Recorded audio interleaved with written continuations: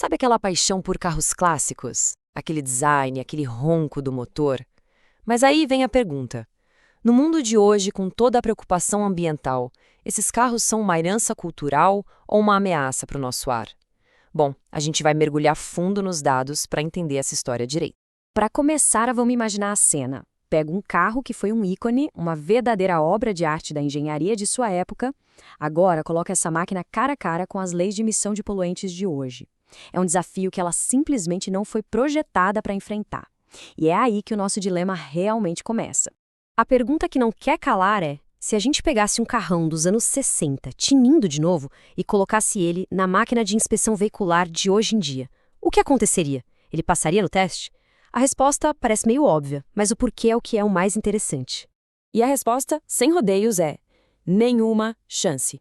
Zero. E não é por falta de cuidado do dono, não. É pura tecnologia.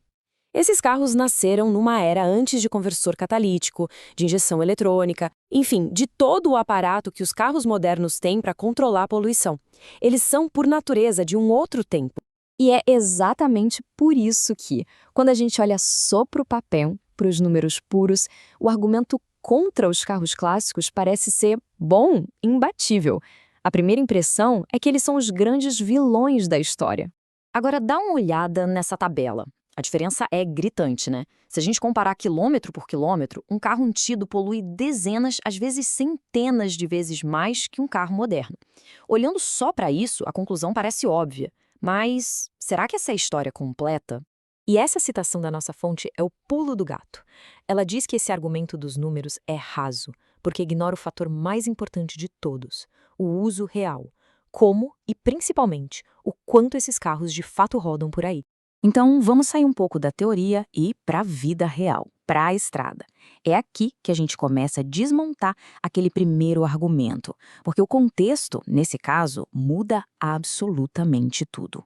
Primeiro ponto, e talvez o mais chocante, a quantidade.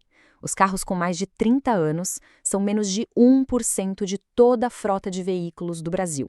Pensa bem, é uma fatia minúscula, uma gota no oceano, se a gente comparar com a quantidade de carros que estão nas ruas todo santo dia. E essa frota minúscula, além de pequena, roda muito, mas muito pouco. Um carro clássico é para lazer, né? É um passeio no fim de semana, um evento. A quilometragem anual dele é baixíssima. Já o carro moderno é a nossa ferramenta de trabalho, de transporte diário. Roda 10, 20 vezes mais no mesmo período. Vamos parar e pensar um pouco nessa frase. O tanto que um carro comum roda em um único mês, indo e vindo do trabalho, levando os filhos na escola, pode ser mais do que um carro de colecionador roda no ano inteiro. Isso coloca o impacto de cada um numa perspectiva totalmente diferente. Então a gente chega no ponto central. A discussão não deveria ser sobre a emissão de um carro isolado, mas sim sobre o impacto total de toda a frota. É uma questão de volume, de quantidade, e não de um carro antigo que mal sai da garagem. E esse gráfico aqui, olha, ele praticamente encerra a discussão. Quando a gente soma a poluição de todo mundo, a contribuição da frota de clássicos é irrelevante, menos de 0,5%. A poluição de verdade, mais de 99% dela, vem do volume absurdo de carros modernos rodando todos os dias. E tem mais um detalhe que muita gente esquece: o trânsito. A nossa fonte aponta que o grande vilão é o congestionamento. Naquele anda e para com o motor frio, até o carro mais moderno do mundo se torna ineficiente. O catalisador não funciona direito e a poluição nas cidades vai lá para cima. Com todos esses dados na mesa, a pergunta lá do começo muda de figura, né? O debate deixa de ser só polui ou não polui e passa a ser sobre o que é patrimônio cultural e, principalmente, onde a gente deveria focar os nossos esforços para realmente ter um ar mais limpo. Ninguém está falando de usar um carro velho para ir trabalhar todo dia. A gente está falando de preservar a história, a engenharia, o design, de tratar esses carros como bens culturais que contam a história de uma época. Sendo assim, a fonte sugere que, se o objetivo real é melhorar a qualidade do ar, o foco tem que estar em outro lugar.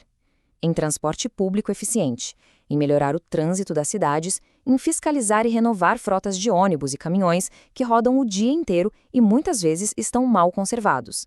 É aí que o impacto é de verdade. E a gente termina com essa reflexão. Será que penalizar um patrimônio histórico que tem um impacto ambiental comprovadamente minúsculo é o caminho para limpar o nosso ar? Ou será que isso só desvia o foco dos problemas reais e muito maiores? Os dados mostram que talvez seja a hora de olhar para a floresta inteira e não só para uma pequena e bela árvore da nossa história.